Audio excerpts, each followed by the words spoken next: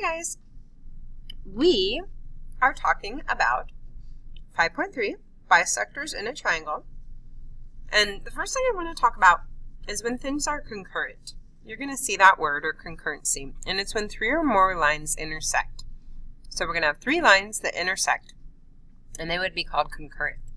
Alright, that relates to the circumcenter and the incenter, the centers of triangles. The first one we're going to talk about is the circumcenter. Okay, and the big things to think about when we're talking about the circumcenter is that they are related to perpendicular bisectors. So the perpendicular bisectors of the sides of a triangle intersect at a point called the circumcenter. And rather than concurrent, we would call that the point of concurrency, the circumcenter, which might be kind of hard to read right now because it's blurry. So the circumcenter is always equidistant from the vertices of the triangle.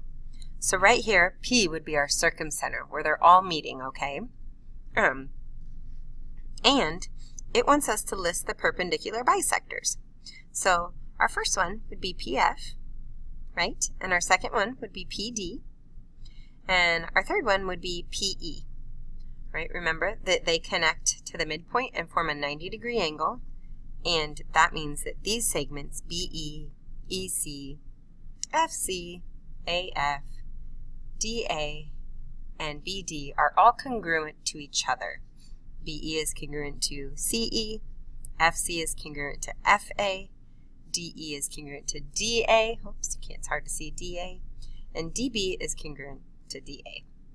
Okay, so they all meet at point P, the circumcenter, and all the congruent segments.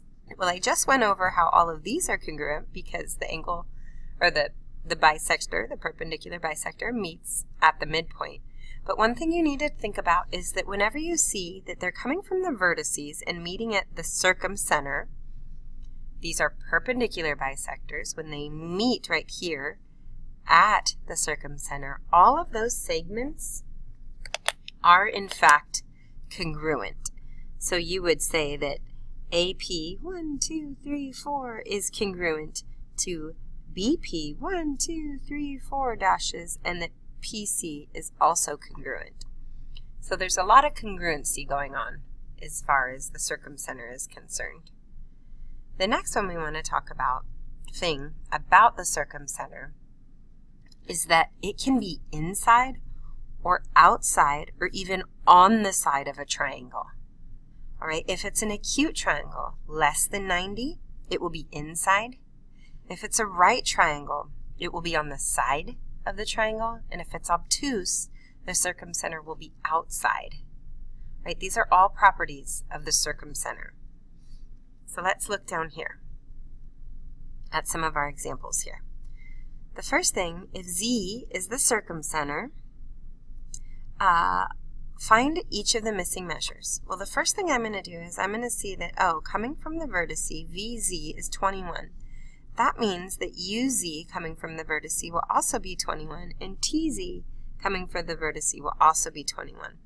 So over here where UZ is, I'm going to put a 21, and TZ, which isn't listed, would also be 21. Okay. The next thing it wants me to find is TU. Well, TU is over here, and if this is 19, then this has to be 19. And 19 plus 19, 19 plus 19 will equal 38. So that's how I would get A, TU. And VY, over here, this whole thing is 34. So if I take 34, and divide it by 2, I'll get 17. And if I look over here, for UZ, well, we already found that because that's equidistant, right, from the vertice to the circumcenter, 21. And then WV. WV is where things get complicated. Sorry, it's a little blurry. WV. WV is right here, okay? Well, if you notice, this right here is actually a right triangle. And I know that one of my legs is 15. I know that my hypotenuse, which is directly across, is 21. So this portion I'm going to go ahead and call x, the side that I don't know. So I'm going to say x squared plus 15 squared equals 21 squared. Well, that's x squared plus 225 equals 441. I'm going to subtract 225 and subtract 225, and then I'll get x squared equals 216. I'll take the square root of both sides and get x equals 14.7. And then it asks me to find TV, which is the length of that whole segment. I'm going to take 14.7 and multiply it by 2 and get 29.4. Okay, so that is the circumcenter. Let's go ahead now and talk about the incenter. Okay, so the incenter. It is related to the angle bisectors. The circumcenter is related to perpendicular bisectors. This is related to angle bisectors. And they all meet at a point called the incenter. The incenter is always equidistant from the sides of the triangle. So remember how perpendicular bisectors, the circumcenter was equidistant from the angles? The incenter is equidistant from the sides. So we want to list each of the angle bisectors. Well, the first one would be BP, the second would be PC, and the third would be PA. Okay, the incenter where they all meet is here, point P.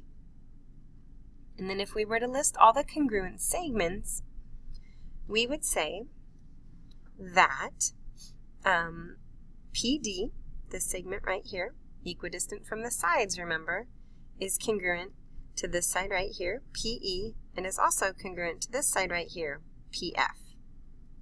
We also know that if they're angle bisectors, that these segments, right, it's almost like an isosceles triangle, are also congruent.